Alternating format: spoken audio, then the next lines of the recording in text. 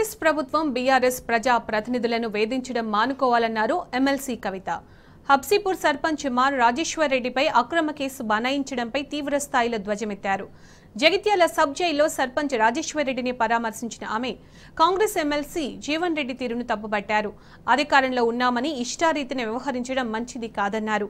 రాష్ట్రంలో ప్రస్తుతం ఉన్నది కాంగ్రెస్ రాజ్యమా కాకీల రాజ్యమా చెప్పాలని ఎమ్మెల్సీ జీవన్ రెడ్డిని ప్రశ్నించారు. అక్రమ కేసులపై ప్రజాక్షేత్రంలో బీఆర్ఎస్ పోరాటం కొనసాగిస్తుందని ఎమ్మెల్సీ కవిత స్పష్టం చేశారు. జగిత్యాల జిల్లాకు వచ్చాము. జగిత్యాల నియోజకవర్గంలో హబ్సీపూర్ గ్రామంలో బీఆర్ఎస్ పార్టీ సర్పంచ్ గారు మారు రాజేశ్వర్ రెడ్డి గారిని అక్రమంగా తనకు సంబంధం లేనటువంటి కేసులో ఇరికించి కక్షపూరితంగా ఇక్కడ స్థానిక కాంగ్రెస్ పార్టీ ఎమ్మెల్సీ గారు జీవన్ రెడ్డి గారు మరి అధికార బదిలీ జరిగినటువంటి వెనువెంటనే కక్షపూరితంగా కేసు పెట్టి వారిని అరెస్ట్ చేసి జైల్లో ఉంచడం జరిగింది. 30 ఏండ్లలో జీవన్ రెడ్డి గారి హయాంలో ఎన్నడూ జరగనటువంటి అభివృద్ధి బీఆర్ఎస్ పార్టీ మా డాక్టర్ సంజయ్ అన్న గారు గెలిచిన తర్వాత, కొప్పుల ఈశ్వరన్న గారు మినిస్టర్ అయినాక, కేసీఆర్ గారు సీఎం అయినాక హబ్సీపూర్ గ్రామంలో అంత అభివృద్ధి మనం చేసుకోవడం జరిగింది. జరిగినటువంటి అభివృద్ధిని ఓర్వలేక మరి అధికారం మారిన వెంటనే మా సర్పంచ్ గారిని జైల్లో వేయడం అన్నది చాలా దారుణం. కక్షపూరితంగా ఇట్లా జీవన్ రెడ్డి గారు మా కార్యకర్తల పైన కేసులు పెట్టడాన్ని మేము చూస్తూ ఊరుకోం. చట్టపరంగా ఎదుర్కొంటాం, వీధులలో ఎదుర్కొంటాం, అన్ని రకాలుగా కూడా ఎదుర్కొంటాం. ప్రజలకు రాజకీయంగా మీరు చేస్తున్నటువంటి అంశాలన్నింటినీ కూడా ఎప్పటికప్పుడు వివరించి చెప్తామని కూడా ఈ సందర్భంగా తెలియజేస్తా ఉన్నాను. చాలా సీనియర్ నాయకులు జీవన్ రెడ్డి గారు కాంగ్రెస్ పార్టీ అధికారంలోకి రావాలే రావాలే రావాలే అన్నారు.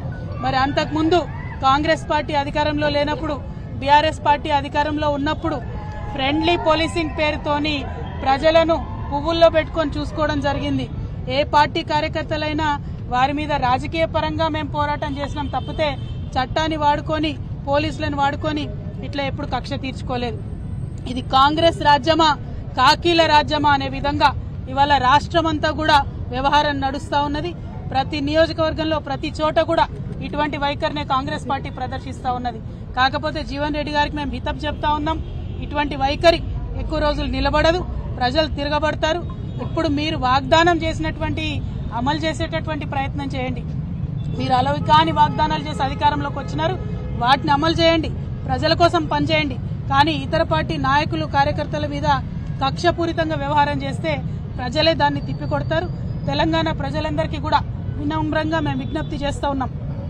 నిన్న కూడా మీరు చూసినారు, యూనివర్సిటీలో శాంతియుతంగా ధర్నా చేస్తున్నటువంటి ఆడపిల్లల్ని జుట్టుబట్టి లాగి మహిళా పోలీసులు మరి పడగొట్టినటువంటి పరిస్థితిని మీరు చూసినారు. ఇట్లా పోలీసులు ఇటువరకు ఎప్పుడు కూడా తెలంగాణ రాష్ట్రంలో వ్యవహరించినటువంటి దాఖలాలు లేవు. మరి ఇవాళ కాంగ్రెస్ పార్టీ వచ్చినాక కొత్త ఒరవడి ప్రారంభమైంది. మరి ఇటువంటి అధికారం పోలీసులకు ఇచ్చి ఇది నిజంగా కాంగ్రెస్ పార్టీ రాజ్యమా కాకీల రాజ్యమా అనే విధంగా చేస్తా ఉన్నారు. దీన్ని మేము తీవ్రంగా ఖండిస్తా ఉన్నాం. బీఆర్ఎస్ పార్టీ నాయకులు కార్యకర్తలు అందరూ కూడా ధైర్యంగా ఉందాం. మనం ఉద్యమాలు చేసి పోరాటాలు చేసి వచ్చినటువంటి వాళ్ళం.